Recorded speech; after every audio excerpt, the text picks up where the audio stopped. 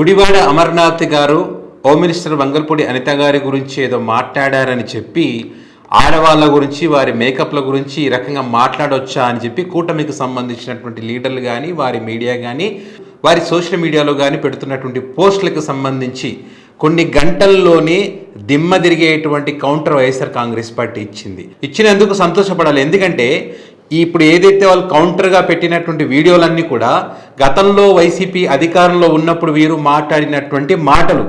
అదేదో అప్పుడే కనుక ఖండించి ఉంటే 2024లో ఫలితాలు వేరేలాగా ఉండేవి. కానీ వాళ్ళు అప్పుడు స్పందించలేదు. కనీసం ఇప్పుడైనా స్పందించారు, సంతోషం, స్పందించాలి కూడా.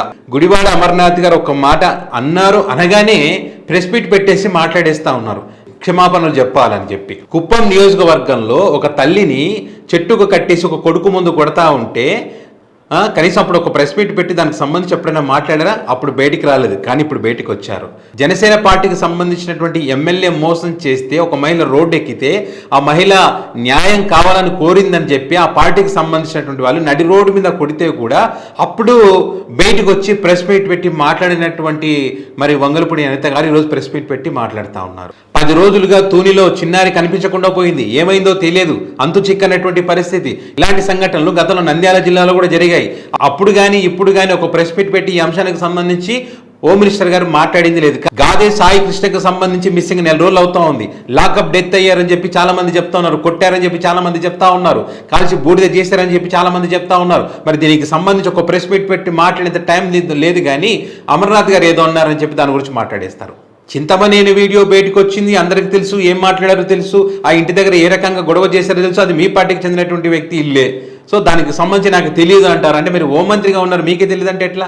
క్లారిటీ లేదు. సో ఇవన్నీ విషయాలు పక్కన పెడితే వైఎస్ఆర్ కాంగ్రెస్ పార్టీ బయట పెట్టినటువంటి విషయాలు, అమ్మ అనే పదాన్ని ఎంత అవమానకరంగా మరి ఈ వంగల్పూడి అనితమ్మ గారు మాట్లాడారు గతంలో చూద్దాం. దానికంటే ముందు అనేక ఇక్కడ ఆనుమత్యాలు అంటారు కదా, వారి ఆనుమత్యాలు ఒకసారి మీరు వినండి. డైమండ్ రాణి ఆ రోజా కూడా మాట్లాడద్దు, వాళ్ళు కూడా యూట్యూబ్ ఉప్పు కోరమా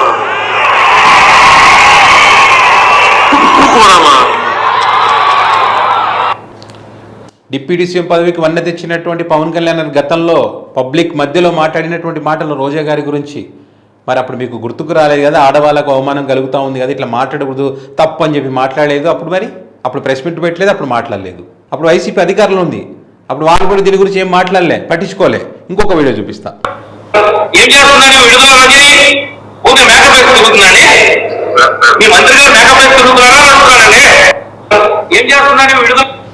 చింతమనేని ప్రభాకర్ గారు మాట్లాడినటువంటి మాటలు, గతంలో ఒక మహిళ ఎంఆర్ మీద దాడి చేసినప్పుడు మాట్లాడలేదు. మరి విడుదల రజని మంత్రి గారిని మేకప్ వేసుకొని తిరుగుతున్నా అంటే కూడా అది తప్పు కాలేదు అప్పుడు వాళ్ళకి. ఇప్పుడు తప్పయింది. మరి ఇప్పుడు గుర్తు చేసుకోవాలి కదా, మీ సహచరులు, మీ ఎమ్మెల్యే గారు మొన్ననే వచ్చి గొడవ చేశారు కదా, మరి అది తప్పు కాదని చెప్పారు మీరు. తప్పు చేస్తే కూడా అవన్నీ కళ్ళకు కనిపించవు. ఇంకా చూపిస్తా చూడండి. విజయలక్ష్మి గారిని ఎవరు పిలుస్తారమ్మా? అందరూ విజయమ్మ, భారతిరెడ్డి గారిని భారతమ్మ, విజయమ్మ గారిని విజయమ్మని పిలుస్తారు, భారతిరెడ్డి గారిని భారతమ్మ పిలుస్తారు. మరి వీళ్ళ అమ్మని పిలిచిన భారతమ్మని పిలిచిన వాళ్ళకి వీళ్ళ నాన్నకి ఏమవుతారో ఒక్కసారి మనం కూడా ఆలోచన చేసుకోవాలి. ఇది పబ్లిక్ మధ్యలో ఒక మహిళ ఉండి వంగల్పూడి అనిత గారు ప్రస్తుత హోమ్ మినిస్టర్ వర్యులు మరి ఇంత దారుణంగా ఒక తల్లిని అవమానిస్తూ మాట్లాడినటువంటి మాటలు, మరి ఇది అవమానం కాదా? మరి దీని గురించి మాట్లాడరా? దీని గురించి అప్పుడు ఇది తప్పు కదా, నేను మాట్లాడేది పొరపాటు కదా అని చెప్పి ఎప్పుడైనా మీరు క్షమాపణలు చెప్పారా? చెప్పలేదే. మరి ఎవరు కూడా దీన్ని ఖండించలేదే. ఇంకా చూపిస్తా. ముగ్గురు ముస్లిం ముంజులు ఒకసారి ఈ ముంజులో గ్లామర్ పెరిగినాయంట. ఈ ముస్లిం ముంజులో మాట్లాడుకోవడం చూడండి, యాడ పెరిగిందంట. కొత్త కిందకి ఎన్ని సంవత్సరాలు వచ్చాయి? 56, దీనికి ఏంటంటే 70 ఏళ్ళు ఉంటాయి. ఈ ముస్లిం ముంజులు ఒకసారి చేరి చూడండి. ముస్లిం ముంజలు ముడ్డి గిడ్డని మాట్లాడుతూ ఉన్నాడు. ఇలాంటి మీద చెయ్యి వేసి మరీ ఫోటో దిగారు చంద్రబాబు నాయుడు గారు. మరి ఇవన్నీ గుర్తుకు రాలేదా? ముగ్గురిని అక్కడ రోజా గారిని, లక్ష్మీపార్వతి గారిని, ఇట్లా మహిళలందరినీ కూడా అవమానిస్తూ అవమానకరంగా మాట్లాడుతూ వాళ్ళ మేకప్ల గురించి, వాళ్ళ బట్టల గురించి ఇంత దారుణంగా మాట్లాడారు. అప్పుడు ఆ కీరా కార్పిష్టం వచ్చినట్టుగా మాట్లాడాను కదా, ఆ వ్యక్తిని కూడా పిలిపించుకొని మరి భుజం మీద చేవేసి మరీ ఫోటోలు దిగుతారు. అంటే ప్రోత్సహిస్తున్నట్టు వీళ్ళు. పవన్ కళ్యాణ్ గారు స్వయంగా నన్ను హోటల్లో మెచ్చుకున్నారు. పవన్ కళ్యాణ్ నేను పవన్ కళ్యాణ్ దారుణంగా రోజా గారి కోసం మాట్లాడినప్పుడు నేను ఓడితున్న రోజా నీ బతుకు ఎవరికి తెలదో. బ్లూ ఫిల్మ్ లో యాక్ట్ చేసిందా నువ్వు? ఎంతమందితో నువ్వు కాపురాలు చేసావు? ఎన్ని లాడ్జీలో పడుకున్నావు? మళ్ళీ ఆ రోజు అంటూ బండారు సత్యనారాయణ మూర్తి గారు నెక్స్ట్ ఇప్పుడు పవన్ కళ్యాణ్ గారిని కలిసినప్పుడు అభినందించారంట పవన్ కళ్యాణ్ గారు. ఇది ఈ రోజా ఎపిసోడ్ అయిన తర్వాత ధైర్యంగా ఉండమన్నారు నన్ను పవన్ కళ్యాణ్ గారే. అందరి సమక్షంలో ఆయన నన్ను మెచ్చుకొని అభినందించి కౌగులించుకున్నారు. అది రోజా గారిని అంత దారుణంగా బూతులు మాట్లాడితే తిడితే ఎంతమంది దగ్గర కాపురాలు చేస్తావని అంటే ఆయన పవన్ కళ్యాణ్ గారు సంతోషపడి కౌగిలించుకొని ధైర్యంగా ఉండమని ఈ వ్యక్తిగా చెప్పారంట బండారు సత్యనారాయణ గారికి పవన్ కళ్యాణ్ గారు. ఇంత గొప్ప వ్యక్తులు వీళ్ళు మహిళల గురించి మహిళల అగౌరవపరచడాలకు సంబంధించి వీళ్ళు మాట్లాడతారు. నడి రోడ్డు పైన పబ్లిక్లో అందరి ముందు అసభ్యకరంగా మాట్లాడి ఆ రోజు వీళ్ళు వైఎస్ఆర్ కాంగ్రెస్ పార్టీ అధికారంలో ఉన్నప్పుడు మాట్లాడినటువంటి మాటలు ఇవన్నీ కూడా.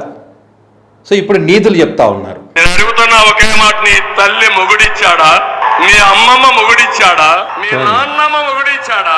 తన అమ్మాయిలు ఎంట పడమంటే అట్ట ఊరుకుంటారు మా ఫ్యాన్స్. అమ్మాయిలు ఎంట పెట్టాలంటే ఊరుకుంటారంట. వెళ్ళి ముద్దన పెట్టాలి, కడుపుని చేసేయాలి అంతే.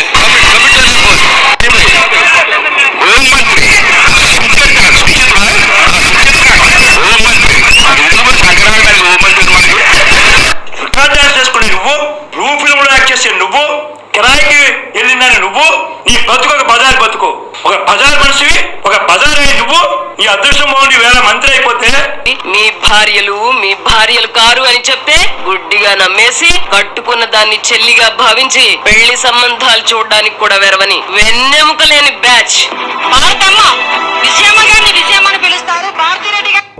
మహిళలను అవమానపరుస్తూ మాట్లాడితే వాళ్ళని ఎంకరేజ్ చేస్తూ వాళ్ళ ఛానల్ కూర్చోబెట్టుకొని ఇంటర్వ్యూలు చేస్తారు వీళ్ళు. ఇంత గొప్ప వీళ్ళు ఈరోజు నీతులు చెప్తా ఉన్నారు. మరి ఇవన్నీ కూడా చూపించాలి కదా, వీళ్ళు మాట్లాడినటువంటి తప్పులు చెప్పాలి కదా.